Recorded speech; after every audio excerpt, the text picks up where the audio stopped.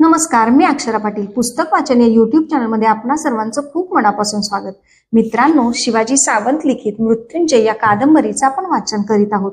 तत्पूर्वी चॅनलवर जर आपण पहिल्यांदाच असाल तर चॅनलला नक्की सबस्क्राईब करा आणि वाचन जर आवडत असेल एखादा लाईक करा हो, एखादी कमेंट करून सांगा हो, छान वाटतं आणि पैसे नाही पडत त्याला.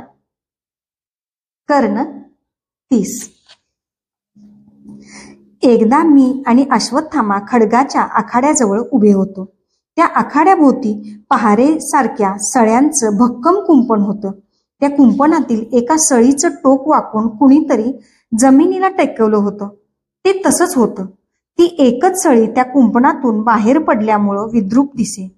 ती सरळ करावी म्हणून मी तिला हात लावला. तेव्हा चटकन अश्वत्थामा म्हणाला, नको कर्णा. सगळ्यांनी तिच्यावर प्रयोग केले आहेत. एके दिवशी रागाच्या भरात भीमानं ती वाकवली आहे. दुसऱ्या कोणालाही ती सरळ करता आलेली नाही. तोच कधीतरी ती सरळ करील. असं मग मी करू काय ती सरळ? मी त्याच्या डोळ्यात पाहिलं आणि विचारलं. नाही जमायचं तुला. असं मी पायातली पादत्राणं बंद सोडवून बाजूला काढून ठेवली.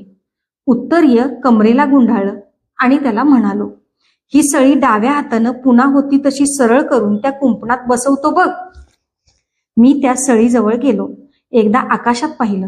गुरुदेव तळपत होते. डाव्या हातात सगळी शक्ती एकवटली. डोळे मिटून ताकदीनं ती सळी डाव्या हातानं झटक्यात वर ओढली.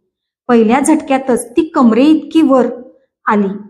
तिचं वर आलेलं टोक खांद्यावर घेऊन डाव्या हाताच्या पंजानं हळूहळू ते होतं तसं कुंपणाच्या मंडलात मी पुन्हा बसविलं.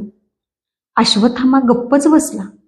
माझ्या पाठीवर थाप मारण्यासाठी त्यानं आपला हात पाठीवर टेकविला, पण लागलीच त्यानं तो वरच्या वर उचलला. काय झालं रे अश्वत्थामन? मी त्याला आश्चर्यानं विचारलं. अरे, तुझ्या अंगाचा अग्नीसारखा चटका बसतोय. भेदरट नजरेनं माझ्याकडं पाहत त्यानं उत्तर दिलं. त्यानंतर कधीतरी भीमानं ती सरळ केलेली सळी पाहिली असावी. तो रोज एक सळी वाकडी करून जात होता. मी रोज रात्री त्यानं वाकडी केलेली सळी डाव्या हातानं सरळ करीत होतो. हे छुपं सत्र चांगलं 1 मास चाललं. धन्यवाद.